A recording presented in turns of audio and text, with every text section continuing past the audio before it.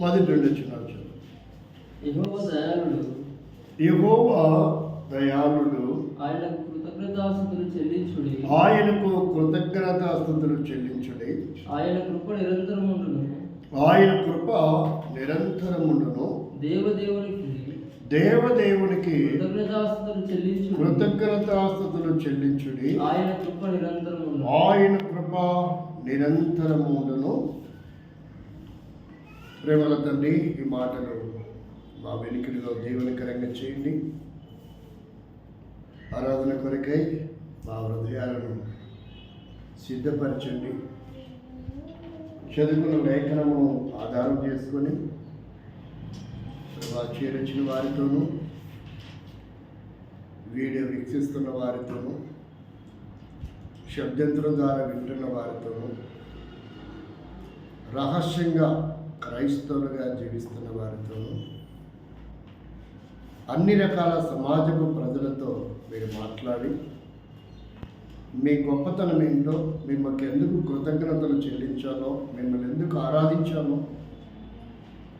మా అందరితో మాట్లాడి మీరు భయం పొందాలి. యేసు క్రీస్తు వారి దివ్యనామంలో ప్రార్థిస్తున్నాము తండ్రి. కీర్తనకారుడు చాలా అద్భుతమైనటువంటి సంగతులను ఇక్కడ గ్రహించినటువంటి వాడిగా ఉన్నాడు. తన ఆత్మీయమైనటువంటి పరివర్తనం, ఆత్మీయమైనటువంటి ఎదుగుదల, ఆత్మీయమైనటువంటి గ్రహింపు, ఆత్మీయమైనటువంటి ప్రత్యక్షతలు కలిగిన వాడిగా ఉన్నాడు. ఈనాడు మనం ఊరిక మందిరానికి రావటం వెళుతమే తప్ప రోజు రోజు మనం ఆత్మీయమైన స్థితిలో ఎంత పరిమాణము ఎదుగుతున్నామనే విధి విధానాలు లేనటువంటి వారముగా, మన ఆత్మీయమైన జీవితాలు సరైన గ్రహింపు లేని వారముగా, ఏదో సమయం వచ్చింది వీలైతే వెళ్దాం, లేకపోతే లేదు అన్నటువంటి జీవితంలో గడుపుతున్న వ్యక్తులకి దైవ ప్రత్యక్షత ఎప్పటికీ అర్థం కాదు. విశ్వాస జీవితంలో 5 ఏళ్ళు, 10 ఏళ్ళు, 20 ఏళ్ళు, 50 ఏళ్ళు, 70 ఏళ్ళు ఉన్నప్పటికీ ప్రభు వారితో మాట్లాడటానికి కానీ, వారితో స్నేహం చేయటానికి కానీ, వారి కుటుంబంలో నిత్యము నివసించటానికి కానీ, వారిని జీవితంలో ఆత్మ సంబంధమైన ఆశీర్వాదములతో నింపడానికి ఇష్టపడట్లేదు. ఎందుకంటే దేవుడు చూసినప్పుడు వారికి దేవుడికి కొన్ని ఆటంకాలు కనబడుతున్నాయి. అందువలన దేవుడు ఏం చేస్తాడంటే వారికి దర్శనం ఇవ్వడు. అలాంటి వారికి దేవుడు మాట్లాడడు. అలాంటి వారిని దేవుని సన్నిధిని వారు ఎదగలేరు. దేవుని కొన్ని నియమాలు ఉన్నాయి. మన నియమాలు తీసుకెళ్ళి దేవునికి అప్లై చేస్తాం. లేదు, దేవుని నియమాలు మనం ఫాలో అవ్వాలి. సంఘ నియమాలు మనం ఫాలో అవ్వాలి. సహవాస నియమాలు మనం ఫాలో అవ్వాలి. అవి ఏమి ఫాలో కాకుండా మనం ఎప్పుడైతే జీవించాలనుకుంటామో దేవుడు మనల్ని విడిచిపెడతాడు. విడిచిపెట్టిన వారిని బైబిల్లో కొంతమంది ఉన్నారు. మనం అసలు దేవునితో ఉన్నామా, దేవుడు నన్ను కూడా విడిచిపెట్టాడా, లేక దేవుని యొక్క ప్రత్యక్షత నేను గ్రహించానా, లేక దేవుని యొక్క ప్రత్యక్షత నేను పోగొట్టుకున్నానా, దేవుడు నాకు దర్శనమిస్తున్నాడా, దైవ దర్శనాన్ని నేను కోల్పోయానా, దేవుడి స్వరం నాకు వినిపిస్తున్నాడా, నేను ఆ స్వరం వినలేకపోతున్నాను అనేది మనము గ్రహించాల్సిన అవసరం ఉంది. దేవుని పిల్లలంటే ఎలాంటి వారంటే తాను ఏమై ఉన్నాడో తన పిల్లలు తెలుసుకుంటారంట, తన పిల్లలు ఏమై ఉన్నాడో తాను తెలుసుకుంటాడు. ఉదాహరణగా చూస్తే కొత్త నిబంధనలో ఒక మాట చెప్తాడు. ఉదాహరణగా అది మనం చూద్దాం. యోహాను సువార్తలో 10వ అధ్యాయంలో చెప్తాడు. ఉదాహరణ చెప్తాడు చూడండి, 3వ వచనం. యోహాను సువార్త 10వ అధ్యాయంలో 3వ వచనం. అతనికి ద్వారపాలకుడు తలుపు తీయును, గొర్రెలు అతని స్వరమును వినును, అతడు తన సొంత గొర్రెలను పేరు పెట్టి పిలిచి వాటిని వెలుపలికి నడిపించు. 4వ వచనం కూడా చదవండి. మరియు అతడు తన సొంత గొర్రెలన్నిటినీ వెలుపలికి నడిపించినప్పుడల్లా వాటిని ముందుగా నడుచును. గొర్రెలు అతని స్వరమును ఎరుగును గనుక అతన్ని వెంబడించును. ఇక్కడ 2 విషయాలు చెప్పారు. దేవుడు తన పిల్లల స్వరాన్ని ఎరుగునంట, తన పిల్లలు కూడా ఎవరి స్వరాన్ని ఎరగాలి? దేవుని స్వరం. అంటే గొర్రెలకి విశ్వాసులకి సంబంధం కలిపి ఒక ఉపమానం చెప్పాడు ఇక్కడ. కాపరి గొర్రెల్ని గుర్తుపడతాడు, గొర్రెలు కూడా కాపరిని ఏం చేస్తాయి? గుర్తుపడతాయి.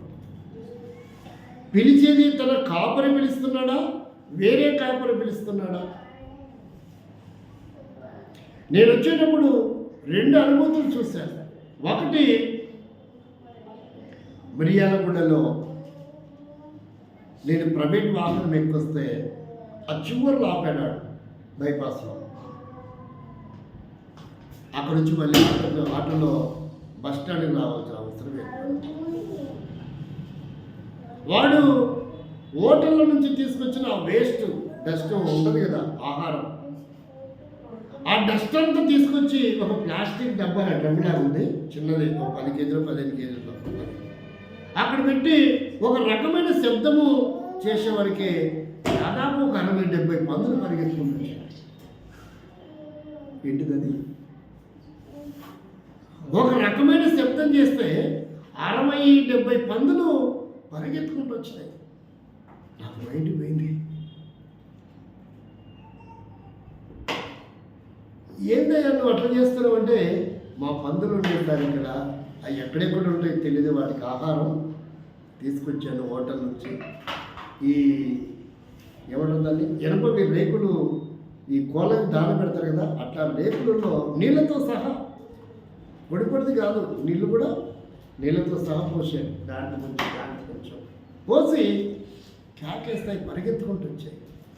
పందులకి అంత గ్రహింపు ఉంది. నాకు మైండ్ పోయింది. నేను కూడా అలాగే పిలిచేవి రాలా, అది పిలవడం కూడా నాకు రాలేదు. కొత్త భాష అది. తన యజమానుడి స్వరానికి నీచమైన జంతువు అనుకునే పందికి అర్థమైందంటే, ఏ సమయంలో నా యజమానుడు వస్తాడో, నా యజమానుడు ఎలా పిలుస్తాడో. మరి జీవము గల పంది కంటే నీచమా మనం? జీవము గల దేవుని సన్నిధి, జీవము గల దేవుని ఆరాధన, జీవము గల దేవుని క్రమం మనం ఎప్పుడు గుర్తుపడతాం?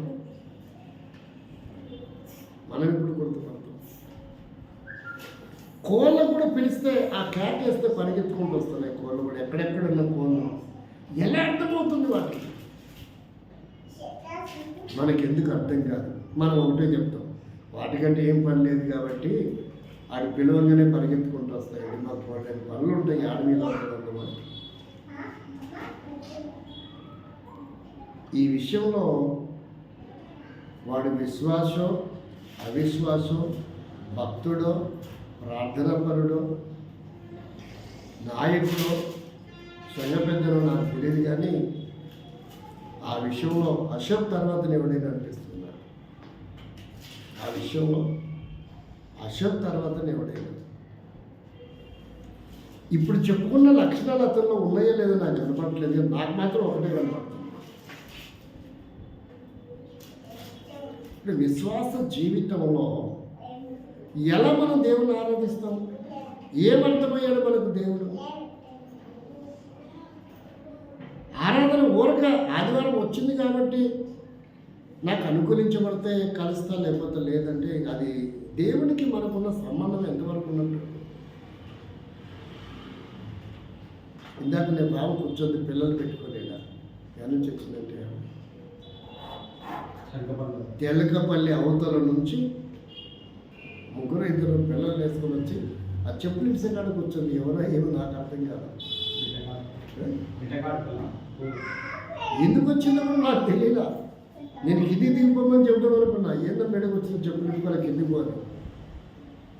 రాత్రికి వచ్చినామయ్యా పిల్లలు అల్లరి చేస్తారని బయట కూర్చున్నా అంటే నా గుండెలో తుపాకి ఫిరంగి మోగినట్టు అనిపించింది. అయ్యో ఎంత పని అయితే తొందరపాటు పడి నేను ఇంటికి వచ్చిన కింది పోని చెప్పకుండా అందం అనుకున్నానే అని భయం అనిపించింది.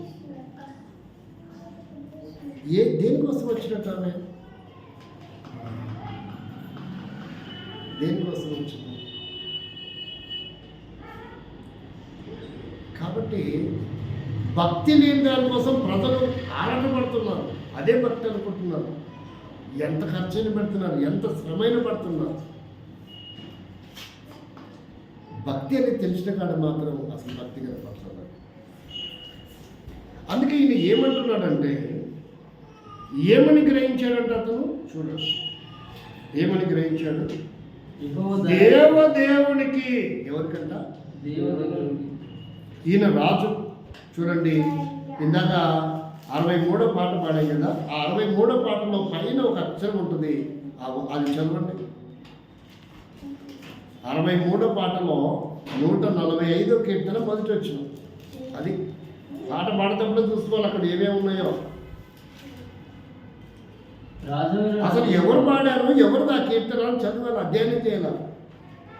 రాజమైన నా దేవా నిన్ను గణపరచెదను, నీ నామమును నిత్యము. ఎవరిది చెప్పింది? ఈ ఎవరి కీర్తన ఇది? ఆయన 127 సంస్థానాలకు రాజు, చక్రవర్తి. ఎన్నిటికి? 127 సంస్థానాలకు చక్రవర్తి అయిన దావీదు ఏమని పాడుకుంటున్నాడు? ఏమని పాడుకుంటున్నాడు? 2వ చరణం. అనుదినము నేను స్తుతించెదను. ఏమని పాడుకుంటున్నాడు? 127 సంస్థానాల చక్రవర్తికి అవసరమా? ఏమని గ్రహించాడు ఆయన దేవుణ్ణి? రాజమైన నా దేవ. ఇతనే ఒక పెద్ద రాజు కదా. నా రాజరికము తాత్కాలికమైనది. ఎవరిని గ్రహించాడు ఆయన? నేనెంత, నా బ్రతికెంత, నేనెంత, నా జీవితం ఎంత, నేనెంత, నా పని ఎంత, నేనెంత, నా వైభవం ఎంత, నేనెంత, నా సంపాదన ఎంత నీతో పోల్చుకుంటే. అది ఆయన గ్రహించాడు. ఏమని గ్రహించాడు? నేనెంత, నా బ్రతికెంత, నేనెంత, నా అధికారం ఎంత, నేనెంత, నా సంపాదన ఎంత నీతో పోల్చుకుంటే అని గ్రహించాడు. ఎంత అద్భుతమైనటువంటి విధానములో అంత గొప్ప రాజు ఆలోచించాడు. చూడండి, ఎందుకు రాజా అని పిలిచాడు? అసలు దావీదే రాజు కదా. ఏమంటాడు? రాజవైన నా దేవా అని ఎందుకు పిలిచాడు? ఇక్కడ గమనిస్తే ఆయనను ఎలా గుర్తెరిగాడో దావీదు చూడండి. ప్రకటన గ్రంథం 19వ అధ్యాయం 16వ వచనం. ఏమని గుర్తెరిగాడో చూడండి. ఏ రాజుగా గుర్తెరిగింటాడు ఆయన? 19వ అధ్యాయం 16వ వచనం. రాజులకు రాజును. ఆయనను ఏమని గుర్తెరిగింటాడంటే రాజులకు రాజును, ప్రభువులకు ప్రభువును. ఆయన ఏమని గ్రహించాడు దావీదు? రాజులకు రాజును, ప్రభువులకు ప్రభువును నామము ఆయన వస్త్రము మీదను తొడ మీదను వ్రాయబడి ఉంది. ఆయన ప్రభువులకు ప్రభు అని ఎరిగాడు. అందుకనే ఇలా ఆరాధించడం ప్రారంభించాడు. ఏమని ఎరిగాడు? రాజువైన నా దేవ అంటే ఈయననే ఒక రాజు అయినప్పటికీ ఆయనను రాజు అని ఎలా సంబోధిస్తున్నాడంటే రాజులకు రాజును, ప్రభువులకు ప్రభువు అని గుర్తిరిగాడు. ఇంకా మనం చూస్తే ఏ రాజరికమైన కొంతకాలమే మరి ఈ రాజరికం ఎంత గొప్పదో కూడా గుర్తెరిగాడు. ఈయన రాజు అని పిలవడానికి, రాజమైన నా దేవాన్ని పిలవడానికి రెండవ బలమైన కారణం ఏంటంటే ఈయన రాజ్యం ఎలాంటిదో గుర్తెరిగాడు. చూడండి 4వ అధ్యాయం, దానియేలు గ్రంథం 4వ అధ్యాయము 3వ వచనం.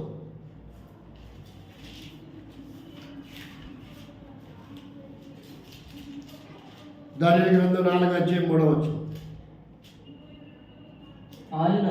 ఆయన సూచక క్రియలు ఎంతో బ్రహ్మాండమైనవి, ఆయన అద్భుతములు ఎంతో ఘనమైనవి, ఆయన రాజ్యము శాశ్వత రాజ్యము, ఆయన ఆధిపత్యము తరతరములు నిలిచి ఉన్నది. అంటే ఏమని గ్రహించాడు? రెండవది, నేను తాత్కాలికమైన రాజుని.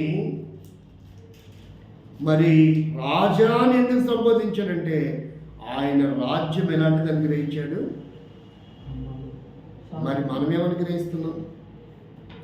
దావీదు ఇలా అర్థం చేసుకోగలిగాడు. దావీదు తను ఎందుకు ఆరాధించాలో ఆ దేవుని యొక్క గొప్పతనం ఏంటో అర్థమైంది. మరి మనకి ఎప్పుడు అర్థమవుతుంది? రాజే ఆయన 127 సంస్థానాలకు ఏకచక్రాధిపతి ఆయన. ఈయన రాజ్యాన్ని దేవుని రాజ్యాన్ని కంపేర్ చేసుకున్నాడు. ఈయన రాజరికము దేవుని రాజు ఆ కంపేర్ చేసుకుంటూ వచ్చాడు. అంత లోతుగా ఎదిగాడు, అంత ఆత్మీయమైన దేవుణ్ణి అర్థం చేసుకోగలిగాడు. మనకు వీలైతే రావడం, లేకపోతే లేదు. మరి ఆయన అట్టుగా మనకు దేవుడు అర్థం కాలేదు, దేవుని గొప్పతనం అర్థం కావట్లేదు, దేవుని నీ కోసం నా కోసం త్యాగం అర్థం కావట్లేదు, దేవుని ప్రణాళిక అర్థం కావట్లేదు, దేవుని సంకల్పం అర్థం కావట్లేదు, దేవుని చిత్తం అర్థం కావట్లేదు. అది దావీదు గ్రహించాడు. ఆయన నా రాజు లాంటి వాడు కాదు, నా రాజ్యం లాంటిది కాదు ఆయన రాజ్యం అని ఆ గొప్ప మహానుభావుడు గ్రహించగలిగాడు. మరి మనం ఎప్పుడు గ్రహిస్తాం? మూడవది, ఆయన ఏమని గ్రహించాడంటే, ఏమని గ్రహించాడు? 236 కీర్తన 2వ వచనంలో మూడవది ఏమని గ్రహించాడు? దేవదేవునికి ఏమని గ్రహించాడు? ఆయన దేవుడే కాదు, ఈ లోకంలో పిలువబడుతున్నటువంటి దేవుడు అని పిలువబడుతున్న వారందరికీ ఈయన ఏమని గ్రహించాడు? ఎవరు గ్రహించలేదు ఇలాగా? ఈయన గ్రహించాడు. దావీదు ఏమని గ్రహించాడు? దేవదేవుడు అని గ్రహించాడు. అలాంటి గొప్ప దేవుడికి నేను సమయం ఇవ్వకుండా నిర్లక్ష్యం చేస్తే ఎలా? అలాంటి దేవుడిని నేను ఎలా ఆరాధించాలా? అలాంటి దేవుడిని నేను ఎలా కనపరచాలా? అలాంటి దేవుడిని నా స్థానం ఎంత, నేను ఎంత ప్రాముఖ్యత ఇస్తున్నా? మొదటిగా చూస్తే ఆయన ఏమని గ్రహించాడో 95వ కీర్తన దగ్గర 3వ వచనం. 95వ కీర్తన 3వ వచనం ఏమని గ్రహించాడు? యెహోవా మహాదేవుడు దేవతలందరికి పైన ఏమని గ్రహించాడు? మహాదేవుడు.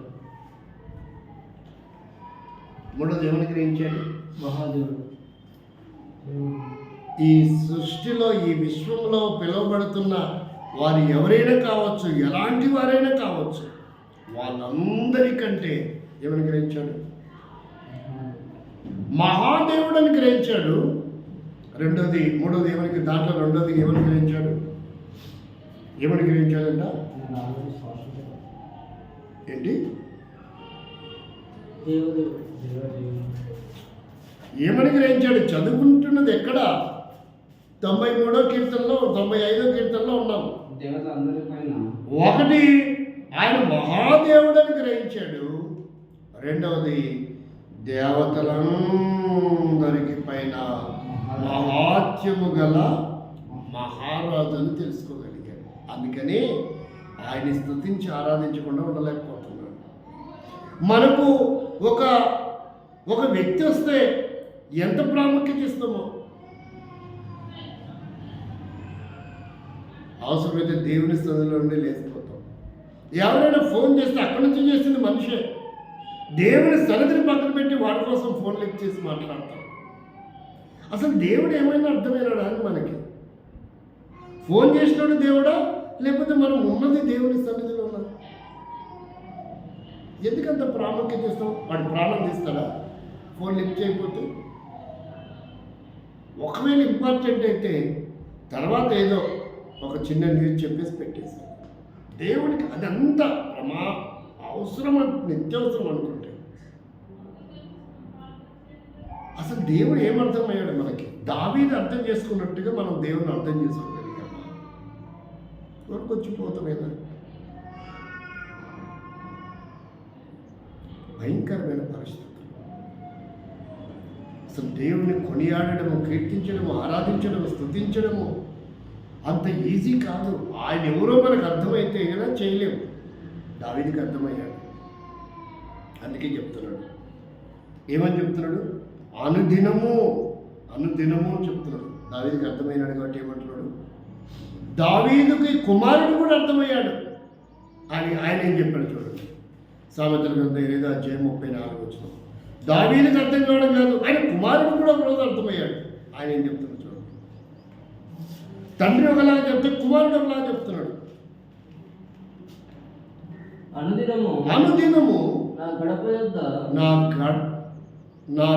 యొద్ద కనిపెట్టుకొని నా ద్వారబంధముల యందు కాచుకొని నా ఉపదేశం వినువాడు ధన్యుడు. అర్థమైందా? సొలొమోను దేవుని గ్రహించలేనటువంటి పరిస్థితులు, దేవుని అర్థం చేసుకోలేని పరిస్థితులు, దేవునికి ఇవ్వాల్సిన ప్రాముఖ్యత ఇవ్వలేని పరిస్థితులు. అందుకనే నీవు నీ తండ్రి లాంటి వాడవు కాదు అని ఒక హెచ్చరిక ఇక్కడ జారీ చేశాడు. ఏంటి హెచ్చరిక? అనుదినము మీ తండ్రి నన్ను ఏం చేస్తున్నాడు? స్తుతించి ఆరాధించి కీర్తిస్తున్నాడు. మరి నువ్వేం చేస్తున్నావు? ఈయన ఏం చేశాడు చూడండి. ఒక మాట చూడండి. రాజుల గ్రంథం వస్తే ఈయన ఏం చేశాడో మనకు అర్థమవుతుంది. ఎవరికి ప్రాముఖ్యత ఇచ్చాడో అర్థమవుతుంది. వాళ్ళ తండ్రి ఇచ్చినట్టు ఈయన ఇవ్వలేదు. తద్వారా ఏం జరిగిందో అనేది మనం చూస్తాం. 9వ అధ్యాయం 11వ అధ్యాయం ఇప్పుడు చెప్పండి. రాజుల మొదటి గ్రంథం 11వ అధ్యాయంలో ఏం జరిగిందో చూడండి.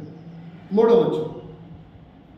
అతనికి 700 మంది రాజకుమార్తెలైన భార్యలను 300 మంది ఉపపత్నులను కలిగి ఉండి అతని భార్యను అదిగా చదవాల్సింది. తండ్రి ఎలా అంటాడో కుమారుడు ఎలా అంటాడో అది చదువుతాడు. తండ్రి అయిన దావీదు హృదయము వలె అతని హృదయము దేవుడైన యెహోవా యెడల యథార్థంగా గాకపోయెను.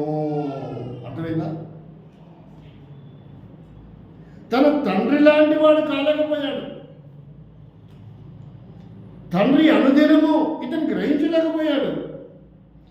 తద్వారా ఏం జరిగిందో మనం గమనిస్తే ఏం జరిగిందంటే చూడండి, ఏం జరిగిందంట ఆ 3వ వచనం చివరి భాగంలో అతని భార్యను అతని హృదయమును ఎవరి దగ్గర నుంచి? జీవము గల దేవుని నుండి తన హృదయం తొలగిపోయింది. ఈనాడు చాలామంది దేవుని స్తుతించి ఆరాధించలేకపోతున్నారు. వారి మనసులు, వారి హృదయాలు తిప్పబడుతున్నాయి. స్నేహితులు తిప్పేస్తున్నారు దేవుని సమయాన్ని. కొంతమందికి అమ్మనాలు తిప్పేస్తున్నారు దేవుని సమయాన్ని. కొంతమందికి శుభకార్యాలు తిప్పేస్తున్నాయి దేవుని సమయాన్ని. కొంతమందికి పని కూడా తిప్పేస్తుంది, కొంతమందికి ఉద్యోగం తిప్పేస్తుంది, కొంతమంది వ్యాపారం తిప్పేస్తుంది, కొంతమందికి చదువు తిప్పేస్తుంది, కొంతమందికి కుమారుడు కుమార్తె తిప్పేస్తున్నారు. తండ్రిని కుమారుడు తిప్పేసినటువంటి అనుభూతి కూడా చూద్దాం. చూడండి ఆదికాండం. చాలా హృదయాలు తిరిగిపోతున్నాయి దేవుని వైపు నుంచి. 22వ అధ్యాయం మాట వచ్చిన చూడండి. కుమారుడు తిప్పేశాడు. ఇక్కడ ఈనాడు నన్ను దేవుని సన్నిధికి రాకుండా, దేవుని ఆరాధించకుండా అసలు దేవుడు ఏమన్నా అర్థమయ్యాడు మనకు?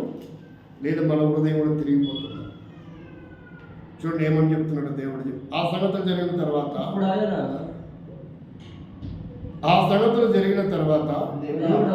దేవుడు అబ్రాహామును పరిశోధించును ఎట్లనగా ఆయన అబ్రహామా అని పిలవగా అతడు చిత్తము ప్రభు అనెను.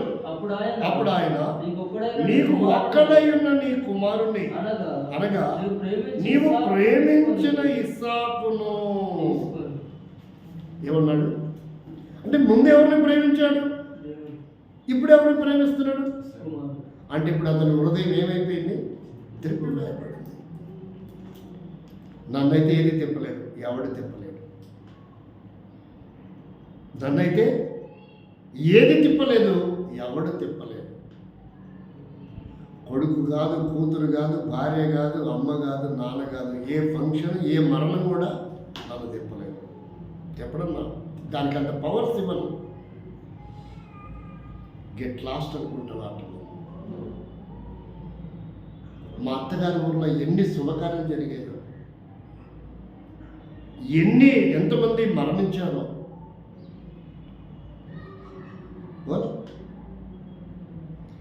రక్తము పంచుకొని ఇప్పుడు కన్న తండ్రి చనిపోతే కూడా పోలేదు.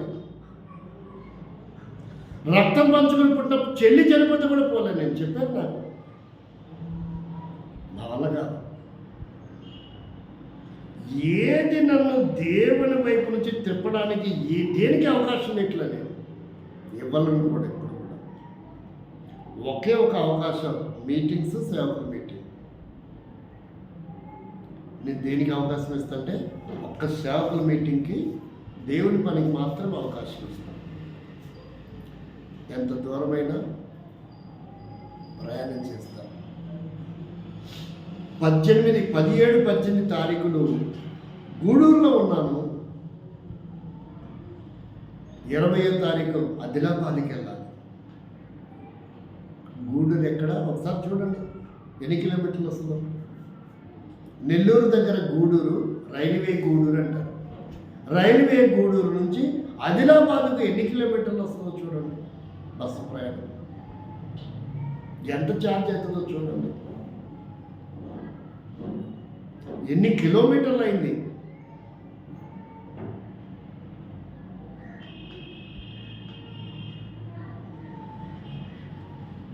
మధ్యలో ఏం జరిగిందో తెలుసా?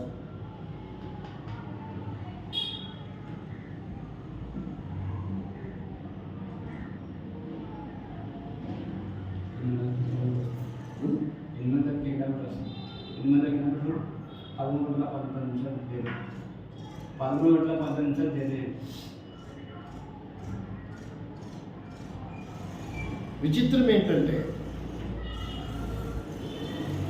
నేను అక్కడి నుంచి మధ్యలో ఒక మందిర ప్రతిష్ఠ ఉందని చెప్పాను.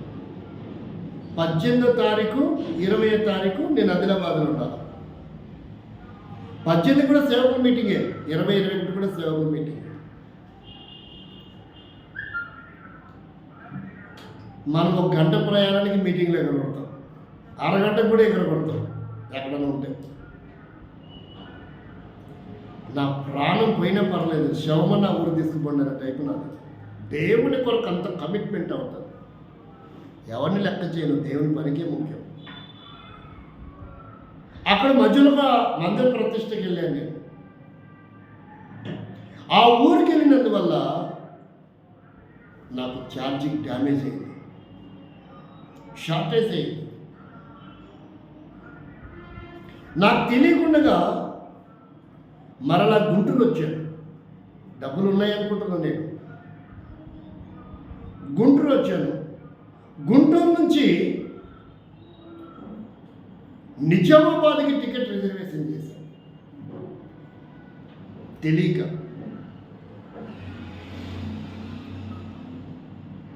నిజామాబాదు బస్సులు లేవు. నేను వయాని వెళ్ళాలి, మరి బస్సు అట్టు ఒప్పుకోదు కదా. అందువల్ల అర్ధంతరంగా మధ్యలో ఒక చోట దిగేశాను. బస్సులు లేవు, నాకు తెలియకుండా చేసుకున్నాను. వాడెట్టిచ్చినాడో రిజర్వేషన్. ఇక్కడ నుంచి డైరెక్ట్ బస్సు లేదని నేను చెప్పొచ్చు కాదు. అక్కడికి పోయి దిగేసిన. దిగిన తర్వాత ఆల్రెడీ రిజర్వేషన్ చేసుకున్నా కదా, నేను అక్కడి నుంచి నాకు ఒక 200-250 మిగిలింది. ఆ డబ్బులతో నేను నా గమ్యం ఆదిలాబాదు చేరుకుంటా. కానీ నాకు అవకాశం లేదు, అక్కడ బస్సు ప్రయాణం లేదు. ఎప్పుడుకో బస్సు ఉంది, సేవకుల మీటింగ్ అటెండ్ అవ్వలేదు. మధ్యలో ఒక చోట దిగేసి వేరే బస్సు ఎక్కితే కరీంనగర్కి టికెట్ తీసుకోవాల్సి వచ్చింది. కరీంనగర్లో దిగిన జోబ్ చెక్ చేసుకుంటే నా దగ్గర 120 రూపాయలు మాత్రం ఉంది. ఎంతుంది? ప్రార్థన చేసుకున్నా. కాఫీ తాగితే సరిపోదు, అసలు టికెట్ ఎంతలో తెలీదు, ఇంకా చాలా దూరం వెళ్ళాలి. కరీంనగర్ నుంచి ఆదిలాబాద్ బస్సు వెళ్తే ఈ టైంలో లేదండి బస్సు, ఎప్పుడుకో ఉంది, మీరు అనుకున్న టైం చేరలేరు. అయితే ఒక పని చేయండి, మీరు ఆదిలాబాద్ వెళ్ళాలా, అదిగో మంచిర్యాల బస్సు వెళ్తుంది, దాన్ని ఎక్కి లక్షట్పేటలో దిగండి అన్నారు. ఏమన్నారు? లక్షట్పేటలో దిగండి. లక్షట్పేట నుండి నీకు మంచిర్యాలకు వెళ్ళొద్దు, మంచిర్యాల నుంచి ఆదిలాబాద్ బస్సులు దిగుతుంటాయి, ఆ రోడ్లు ఎక్కువ ఉంటాయి, ఆడ దిగితే బైపాస్లో దిగండి అన్నారు. సరే, ఎందుకైనా మంచిదని ఈ మంచిర్యాల బస్సు ఎక్కి లక్షట్పేటలో జంక్షన్లో దిగాను. నా దగ్గర ఏం లేవు, 110 రూపాయల టికెట్, ఇంక అసలు ఏమి వాటర్ అయిపోయినాయి. దిగి నడుస్తూ ఉన్నా, ప్రార్థన చేస్తూ ఉన్నా. దేవుడు అంటున్నాడు, వాగ్దానం చేశాడు, నేను నీకు తోడై ఉంటాను, నేను తిరిగి మళ్ళా నీ స్వదేశానికి తీసుకొని వస్తాను. ప్రార్థన చేసుకున్నాను, వెనక్కి పోదాం అనుకున్నా. ఫోన్పేలో చూస్తే ఏమి లేవు, 0 ఉంది ఫోన్పేలో కూడా. ఎలా ప్రభా, అక్కడ నుంచి ఆదిలాబాద్ ఇంకా 130 కిలోమీటర్లు ఉంది. కనీసం అక్కడ నుంచి వస్తే 250-300 రూపాయలు కావాలి ఆదిలాబాద్ పోవాలంటే. వేదనతో ఉన్న చాలా దూరం నడిచాను. నడుచుకుంటూ పోయి ఏడుసార్లు ఎటు నడుస్తున్నావు అంటే ఆదిలాబాద్ వైపు అంటే, ఇటువైపు అయితే బస్సులో ఉండవు, బస్ స్టాప్ కాడిపోతాను, మళ్ళీ 2 కిలోమీటర్లు వెనక్కి నడిచాను. బస్ స్టాప్ కాడిపోతే సరే ఇక్కడ బస్సులు ఆపరు అంటున్నాడు. నిజంగానే భయం వేస్తుంది. బస్సు ఆపిన డబ్బులు లేవు, ఆపపోయినా నా ఉద్దేశం అది మెల్లగా నడుచుకుంటూ పోతుంది. 3-4 చెప్పారు, సార్ ఇక్కడ బస్సు ఆగదు, ఆదిలాబాద్ది, మీరు ఆడిపోతేనే అవుతుంది, లేదంటే ఎవడు ఎక్కించుకోడు, అసలే లేడీస్ ఫ్రీ టికెట్లు అన్నారు. అది పాయింట్ అనిపించింది. దాహం వేస్తుంది, చొక్క తడిసిపోయింది, ఏం అర్థం కావట్లా. ఎవరికైనా ఫోన్ చేద్దామా అని ఆలోచిస్తున్నాను. జోబులో నుంచి ఫోన్ తీశాను. ఫోన్ తీసి ఇలా నంబర్లు ఎవరు ఫోన్ చేయాలా అర్థం కావట్లా. ఒక కారు వచ్చింది, ముందుకు వెళ్ళిపోయింది, 1/2 కిలోమీటరో. ఆ కారు మనకి మళ్ళీ ఎందుకు వచ్చింది. అప్పుడు ఆ డ్రైవర్ ఉన్నాడంట, ఆ సంఘ పెద్ద సేవకుడితో, అన్న పోయినసారి సేవకులు మీటింగ్ పెట్టినప్పుడు ఓ పాస్టర్ గారు సఫారీ వేసుకొని వచ్చాడు కదా, ఆ పాస్టర్ గారు అక్కడ బ్యాగ్ తగిలించుకొని నిలబడినట్టున్నాడు అన్నాడంట. నిజమేనా అంటే నిజమే. అంటే సంఘ పెద్ద అంట, పాస్టర్ గారా, సఫారీ అంటే ఆయన జాషువా ఇంటాడు. సఫారీ అంటే ఎవరు? జాషువా. తిప్పుబండి వెనక్కన్నారంట. కారు ముందుకు పోయినది. ఆ సేవకుడు నాకైతే తిప్పు, మన సీట్లో ఒక వ్యక్తి ఖాళీ ఉంది కదా, ఇంకో జాషువా ఎక్కాల్సిందంట, ఆయన రాలా. జాషువా, నేను కూడా జాషువా లేదా, ఆ స్థలం ఖాళీ ఉంది, కారు వెనక్కి వచ్చింది. అన్నా సేవకుల మీటింగ్ అయినా ఎక్కడి ప్రైజ్లాడన్నాను. నా ప్రాణము ప్రభా, ఎంత గొప్ప కార్యం చేశాను. నేనేమనుకున్నా, వెనక్కి వెళ్ళిపోదాం అనుకున్నా. వెళ్ళిపోవడానికి కూడా లేవు, టీ తాగడానికి కూడా లేవు. దేవుడు అద్భుతం చేస్తున్నాడు. నడుచుకుంటూ వెళ్ళాలనుకున్నాండి, కారు ఎక్కించి ఆదిలాబాద్ తీసుకెళ్ళి దైవజన్ భక్సింగ్ గారికి ఫ్లైట్ వెనక్కి వచ్చింది, ట్రైన్ ఆగింది. మనం దేవుని కొరకే నమ్మకంగా జీవిస్తే, కమిట్మెంట్ అయితే నీ అవసరం దేవుడు తీరుస్తాడు. వెళ్ళిపోయిన కారు వెనక్కి వస్తుందా? నేనేమన్నా వాళ్ళ బంధువునా, వాళ్ళ స్నేహితున్నా, అది నాకు పెద్ద పరిచయం కూడా లేదు. సేవకుల మీటింగ్ మాత్రమే వెళ్ళా. ఆ ఊరు ఎప్పుడు పోలేదు. ఆ ఊరు చుట్టూ పోయినా స్పీకర్గా, కానీ ఆ ఊరు పోలేదు. అద్భుతం ఏంటంటే సేవకుల మీటింగ్లో పరిచయం అయి ఫోన్లో మాట్లాడుతూ ఉంటే సఫారీ డ్రెస్ అయితే ఎవరైంటారు? జాస్వా అంటాడు. ఏం బాగలేకపోతున్నాను. ఒక అద్భుతం ఆశ్చర్యం నా జీవితంలో. ఇలాంటి కోకొల్లలు చెప్పుకోవడానికి ఉన్నాయి. కోకొల్లలు ఉన్నాయి నా జీవితంలో చెప్పుకోవడానికి.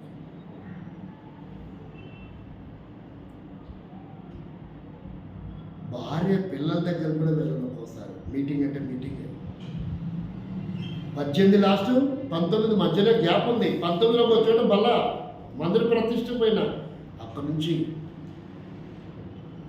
మన దగ్గరికి మీటింగ్కి వచ్చిన వాళ్ళు ఆయన చెప్తున్నాడు, అయ్యా గూడూరు నుంచి ఆదిలాబాద్కి కారు వచ్చి చాలా ఇబ్బంది పడ్డామయ్యా, ఇన్ని కిలోమీటర్లు ప్రయాణం చేసామయ్యా అన్నారు. మరి నేను చేసేది కూడా అదే. నేను గూడూరు నుంచి వెళ్ళా, ఎన్ని కిలోమీటర్లు సేవకుల మీటింగ్కి వెళ్తున్నాను. దాని తర్వాత పోయినసారి సేవకుల మీటింగ్కి వెళ్ళా. అది ఎక్కడో తెలుసా? అది కొత్త ఊరు నాకు, వైజాగ్ జిల్లాది. నాకు తెలిసిన రూట్లో వెళ్దాం అనుకున్నాను. వాళ్ళేమో ఆ రూట్ వద్దులేండి వేరే రూట్లో రండి అంటారు. రాజమండ్రి దిగినాను. 3 గంటలకు రాజమండ్రి బస్ స్టాండ్కి వచ్చిన. బస్సు కన్నెంటుకున్న ఊరు చెప్పలేదా? 3 గంటల నుండి కొండపల్లి అనే ఊరికి బస్సు లేదు. బస్ స్టాండ్లో కూర్చున్న దోమలు ఎప్పుడైతే పెరుగుతున్నాయి. అసలు ఆ ఊరు ఎంత దూరం ఉందో తెలియదు. 3-4 గంటలు పడుతుందని అన్నారు. ఇక్కడ చూస్తే బస్సు లేదు. ఎప్పుడుందని అడిగితే ఎగ్జామ్లో ఉదయం 7:30 కొద్దిసార్లు కొండపల్లి డైరెక్ట్ బస్సు అన్నారు. ఉదయం ఎప్పుడేంటా? నాకు అసలు వెయిట్ చేయడం అంటే తలకాయ నొప్పి. నడుచుకుంటూ పోదాం అనిపిస్తుంది. 7 ఛార్జీలు డబ్బులు ఉన్నాయి, కానీ ఉదయం 7:30 వరకు బస్ స్టాండ్లో పడిగాపులు గాయాలి. వాళ్ళు చెప్పినట్టు రాంగ్ డైరెక్షన్ చెప్తారు కొంతమంది. తొందరగా ప్రయాణ సౌకర్యాలు చెప్పాలి, కానీ ఆ బస్సు కోసం అన్ని గంటలు వేచి ఉండాలా? నేను కనుక తుని వెళ్ళాను అనుకో, తుని, నర్సీపట్నం, కొండపల్లి. తుని వెళ్ళే వరకు అక్కడ నుంచి బస్సు 1 గంటన్నర 2 గంటలు. తుని వెళ్ళే వరకు 5 అవుతుంది. తుని నుంచి నర్సీపట్నం 1 గంట 6 అవుతుంది. అక్కడ నుంచి 1 గంట 7 గంటలకి వెళ్ళి దిగేవాడిని కొండపల్లి ఊళ్ళో. అట్లా రాంగ్ డైరెక్షన్ ఇస్తారు కొంతమంది. ఆడు దిగితే 7:30 మెంటలు వస్తుంది నాకు. అసలు వెయిట్ చేయడం నాకు పెద్ద తలకాయ నొప్పి. ఒక ఆయన అడిగారు, సార్ వేరే అవకాశం ఏదైనా చెప్పండి సార్ అంటే, సరే మీరు ఇంతగా రిక్ష పడితే ఇప్పటికే 3 గంటలు కూర్చొని బాధపడుతున్నారు, టెన్షన్ పడుతున్నారు, నాకు అర్థమైంది. ఈ బస్సు ఎక్కడ సార్? ఈ బస్సు ఎక్కితే మధ్యలో ఊరు దిగాలి, ఎర్రవరం. ఆడ దిగిన తర్వాత ఒక అరగంట మళ్ళీ వెయిటింగ్. అక్కడ నుంచి ఏలేశ్వరికి బస్సు దొరకల. వెయిట్ చేస్తా ఉన్నా, రాలేదు. లేట్ అయిపోతుంది. అక్కడికే దాదాపు 1:30 పైన పట్టింది ఆడ దిగటానికి. ఏలేశ్వరం 8 దాటిపోయింది. ఏలేశ్వరం బస్సు దొరకల. ఆ తర్వాత ఎప్పుడుకో బస్సు వచ్చింది. ఏలేశ్వరం బస్సు ఎక్కిన. ఏలేశ్వరం దిగిన తర్వాత నేను ఏ బస్సు అయితే ఎక్కాలో ఆ బస్సు ఎక్కాల్సి వచ్చింది. అర్థమైందా? మళ్ళీ ఆ కొండపల్లి బస్సు వచ్చింది. అంటే అది 7:30కి అక్కడ బయలుదేరింది రాజమండ్రిలో. ఈ ఏలేశ్వరం వచ్చే వరకే నేను 2 బస్సులు దిగి ఎక్కినా ఒకటైంది, ఆ టైం 7కి అయింది. మళ్ళీ చివరాఖరికి ఆ బస్సే. ఆ బస్సు ఎక్కే వరకే 10:30కి దిగిన. ఎన్నింటికి దిగిన సైట్లోకి. అప్పటికే ఆరాధన వర్తమానం అయిపోయింది. ఆరాధన చేస్తున్నారు. 11 అయింది. ఆరాధన వర్తమానం అయిపోయింది. ఆరాధన చేస్తున్నారు. నాకు చాలా సిగ్గు అనిపించింది. 3 గంటల నుంచి రాజమండ్రిలో 11 గంటలకి వీడికి చేరుకున్నట్టు ఎన్ని గంటలు వేస్ట్ అయింది? 8 అవర్స్ నా జీవితంలో ఎంత వేస్ట్ అయిందంటే ఇట్లాంటివన్నీ సరైన గైడ్ చేయరు. అయ్యా ప్రయాణం నువ్వు త్వరగా రావాలనుకుంటే అట్లా రూపాయి ముఖ్యం కాదు, ప్రయాణం ముఖ్యం. చాలామందికి వాళ్ళు ఇచ్చే ఆలోచనలు చండాలంగా ఉంటాయి, చండాలంగా ఉంటాయి. వేరే ఆప్షన్ చెప్పాలా, 3 ఆప్షన్ చెప్పాలా, 4 ఆప్షన్ చెప్పాలా. అది ఎప్పుడైతే చెప్తారో కొత్త ఏరికి క్రొత్త వ్యక్తి విసుగుచేస్తాడు, క్షేమంగా గమనించారు. ఇలా ఒక్క వారంలో ఎన్ని సేవకుల మీటింగ్ అటెండ్, ఎన్ని సేవకుల మీటింగ్ అటెండ్. ఉదయం 6 గంటల నుంచి కూర్చోవాలి సేవకుల మీటింగ్ అంటే. ఆడిపోయి చేసేది ఏముండదు, అస్తమానం కూర్చోవడమే. దేవుని కొరకై ఖర్చు పెట్టే అలవాటు ఉందా? దేవుని యొక్క గొప్పతనం, సహవాసం యొక్క గొప్పతనం నాకు అర్థమైంది కాబట్టి ఎంత దూరమైనా నాకు అనవసరం, వెళ్ళాలంతే. కొడుకు తుమ్మాడు, కూతురు తుమ్మింది, వాంతి చేసుకుంది, జలుబు చేసింది, ఇట్లాంటివన్నీ నాకు లెక్కలో ఉండవు, అస్సలు పట్టించుకోలేదు. నేను అవి పట్టించుకుంటే దేవుడు నా పని చేయడు. నేను దేవుడి పనిలోకి వెళ్తే ఆ పని దేవుడు చేస్తాడు. ఇది నాకు అర్థమైనటువంటి విధానం. ఇక్కడ ఈయనకేమర్థమైంది? ఏమని చెప్తున్నాడు? మీ నాన్న అనుదినము ఆరాధిస్తున్నాడు, కానీ నువ్వేం చేస్తున్నావు? నువ్వేం చేస్తున్నావు? ఏం చేస్తున్నాడంట? మీ నాన్న లాంటి నువ్వు కాదు. అనుదినము నా గడప ఎంత కూర్చొని నేర్చుకోమని చెప్తున్నాడు. సామెతలు 8:34. సొలొమోను అలాంటి వాడు కాదు. ఏం చేశాడో తెలుసా? చూడండి, ఏం చేశాడో దేవునికి అర్థమైంది. ఏం చేశాడంట? దేవునికి మాత్రం ప్రాముఖ్యత ఇవ్వలేదంట. 7వ వచనం చదవండి.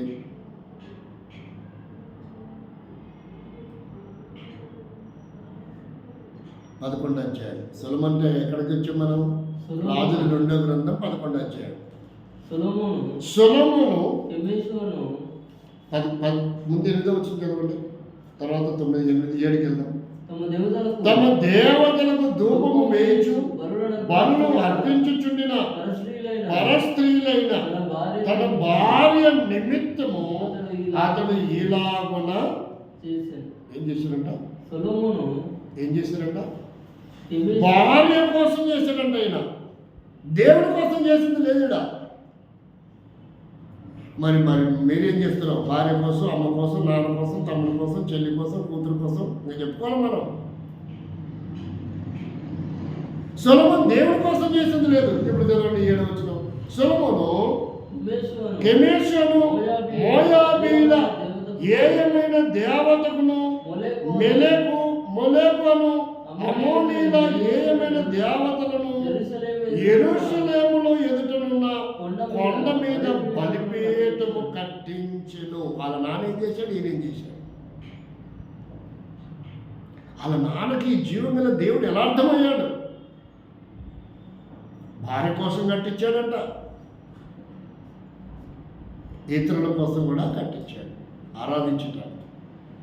మరి దేవుడి కోసం ఏం చేశాడు? ఇదే కొలత మనం అడిగితే మనం ఏం చెప్తాం? అయ్యా నన్ను ఆరాధిస్తున్నావా? నా కోసం ఏమైనా చేసావా? ఈరోజు నీకు ఆయుష్కాలం పొడిగించాను, 24 గంటలు ఇచ్చాను. ఈ 24 గంటల్లో నాకు ఎంత సమయం ఇచ్చావు అని అడిగితే ఏం చెప్తాం? నన్ను అడగమని అదే మాట దేవుడు. ఈ ప్రయాణం అంతా నీకోసమే కదా ప్రభు అంటాను. నేనేమంటాను? నా ప్రయాణాలన్నీ ఫంక్షన్ల కోసమో, భార్య కోసమో, పిల్లల కోసమో చేయలేదు. నా ప్రయాణం అంతా దేవుని కోసం. నా ప్రయాణం అంతా ఎంత? అన్ని దేవుని కోసం. ఒకప్పుడు నాకు అర్థమైంది, ప్రభువా 3 రాష్ట్రాలు నా భార్య పిల్లల కోసం, చేతి పని కోసం నేను తిరిగాను. నువ్వు నన్ను సేవ పిలిచావు. భారతదేశం కాదు, ప్రపంచ దేశాలన్నీ తిరుగుతా నువ్వు అనుమతిస్తే. అది నా కమిట్మెంట్. జీవనోపాధి కోసం, నా పని కోసం, నా డబ్బు కోసం, వ్యాపారం కోసం తిరగడం మానేశాను. నీ పని కోసం ఎంతైనా ఎక్కడైనా తిప్పు, నీ ఇష్టం. ఈ చివరి నుంచి ఆ చివరి, కాశీ నుంచి కన్యాకుమారి తిప్పుతావా, తిప్పు. నడిపిస్తావా, నడుస్తా. ఉంటే పోతా. ఛార్జీ ఉంటే బస్సు ఎక్కుతా, లేకపోతే లేదు. మీకు విషయం తెలుసా, ఫలక్నామాకి ఇప్పుడు నాకు గుడ్ ఫ్రైడే ఈస్టర్కి పలాస, ఎక్కడది, ఒడిస్సా బార్డర్ ఇచ్చారు. ట్రైన్ రిజర్వేషన్ చూస్తుంటే లేదు, ఒక్క సీటు కూడా ఖాళీ లేదు, తత్కాలం కూడా దొరికేటట్టు లేదు, వేకెన్సీ లేవు. పలాసకి నేను బస్సులు వెళ్ళాలి. ఎలా వెళ్ళాలి ఇప్పుడు, బస్సు. ఇక్కడ నుండి విజయవాడకు ఛార్జ్ ఎంత, విజయవాడ నుంచి వైజాగ్కి ఛార్జ్ ఎంత, వైజాగ్ నుంచి పలాసకు ఛార్జ్ ఎంత. బస్సుకి కనీసం 3-4 వేల రూపాయలు ఛార్జ్ అవుతుంది. ఆయనకి వెళ్తే 3 రోజులు పరిచయం చేసి ఇస్తే 1000-1500 ఇస్తాం. మరి మిగతా ఎక్కడి నుంచి అట్లుంటుంది నా పరిచయం. కాబట్టి నేనేం చెప్తున్నానంటే, మారు మాట చెప్పనిక ఎంత దూరమా అది దగ్గర అనేది నేను చూడను. నా పై అధికారులు చెప్పారంటే నేను వెళ్ళిపోవడం, పోనన్నంత దూరం నా వల్ల కాదు అనడం. శరీరం ఏమైపోతున్నా నాకు అనవసరం, గమనం చేరుకోవాలి.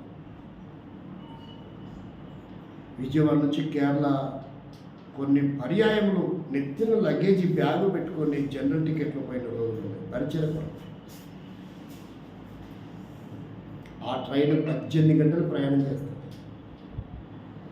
బాత్రూంలో కూడా నార్త్ ఇండియా వాళ్ళు ఉంటారు, బాత్రూంలో కూడా ఖాళీ. మా ఇంట్లో వాళ్ళకి చెప్పను, మా అత్తమామలకు కూడా తెలియదు.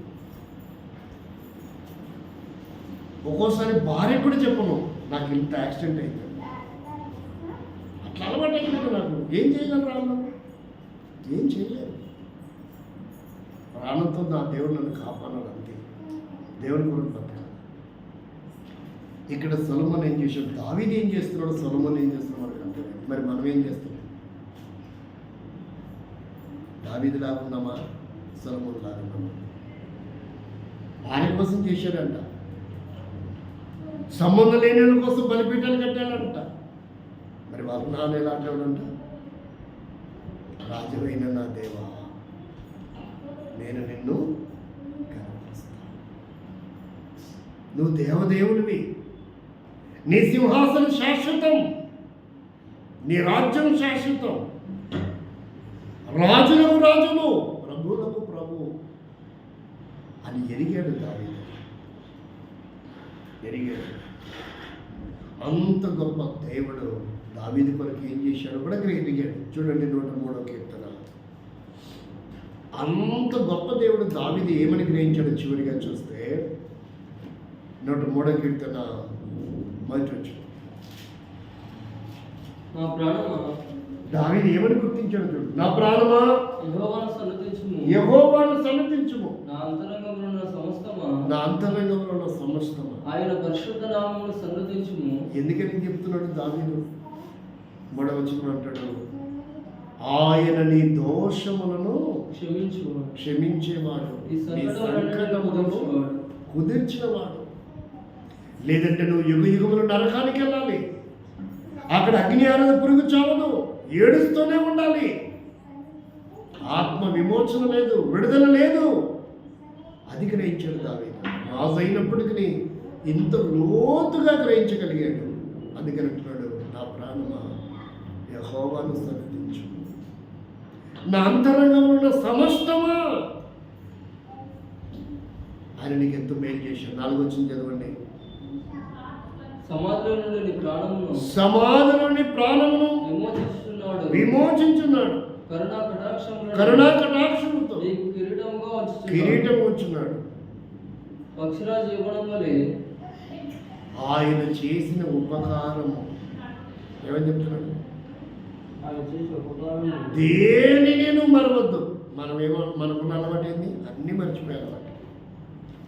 ఏమైనా మర్చిపోతామయ్యా, మనకు సంబంధించినవి మాత్రం ఏమీ మర్చిపోం. ఏ ఊరికి వెళ్ళాలో మర్చిపోయాం, ఏ కార్యక్రమానికి వెళ్ళాలో మర్చిపోయాం, ఎవడు పిలిచాడో మర్చిపోం. దేవుడికి సంబంధించిన అన్నీ మర్చిపోతాం, మనుషులకు సంబంధించిన అన్నీ గుర్తుపెట్టుకుంటాం. మరి ఇదేందో నాకు అర్థం కాదు. నాకైతే మనసుకు సంబంధించి ఏమి గుర్తుపెట్టుకో. అసలు మా రిలేషన్కి అవకాశం ఇవ్వదు. మా రిలేషను 85, 88 నుంచి నాకు ఏ కమ్యూనికేషన్స్ లేదు. ఎవరు మాట్లాడరు నాతో. వారు మాట్లాడితే ఎంత, మాట్లాడకపోతే ఎంత. మా ఇంట్లో వాళ్ళు కూడా మాట్లాడరు. మా తమ్ముడు, అన్న, అక్క, చెల్లి. నాకు నా అవసరం అసలు ఎవ్వరూ లెక్క చెల్లి. నాకు అవసరం లేదు. వాళ్ళ ద్వారా నాకు రక్షణ రాలేదు. వాళ్ళ ద్వారా నేను బతకట్లేదు. వాళ్ళ ద్వారా నేను జీవించట్లేదు. రేపు ఈరోజు చచ్చిపోయినా వాళ్ళు నాకు పరలోకం ఇవ్వరు. కాబట్టి నాకు ఇదే కాన్సెప్ట్. ఇది దావీదుకి అర్థమైంది, సొలొమోనుకి అర్థం కాదు. నీకెంత అర్థమైంది? దావీదులాగా గుర్తెరిగేమా? దావీదు ఆరాధించినట్టుగా ఆరాధించగలమా? దావీదులాగా దేవుని యొక్క గ్రహించేమా గొప్పతనం ఏంటో? 2026 సంవత్సరాల క్రితం చివరి రక్తపొట్టు కార్చడానికి నరుడిగా, మనిషిగా, దీనుడిగా, దరిద్రుడిగా అన్ని వదిలిపెట్టుకొని వచ్చాడే పరలోక వైభవం వదులుకొని. ఏం వదులుకుంటున్నాం మనం? ఎలా మనం క్రైస్తవులం? ఎలా మనం ఆయన ఆరాధిస్తాం? ఏముంది మనకి? ఏం వదిలిపెట్టాము? దీనుడిగా, దరిద్రుడిగా ఈ లోకానికి వచ్చాడు. చేయని నేరానికి స్థిరవానం ఇచ్చాడు. చివరి రక్తపొట్టు దారపోసాడు, విమోచించాడు, విడుదలిచ్చాడు. తనతో కూర్చోబెట్టుకోవాలండి. నీకోసం ఆయన చేసిన త్యాగం, నీకోసం ఆయన చేసిన శ్రమ, దానికి మనం ఏమీ లేదు. అందుకనే దావీదంటాడు, ఆయన చేసిన ఉపకారంలో దేనిని నువ్వు జీవితకాలమంతా నువ్వు ఆయన స్తుతించాల్సిందే, ఆయన ఆరాధించాల్సిందే, నిత్యము నువ్వు కీర్తించవలసిందే.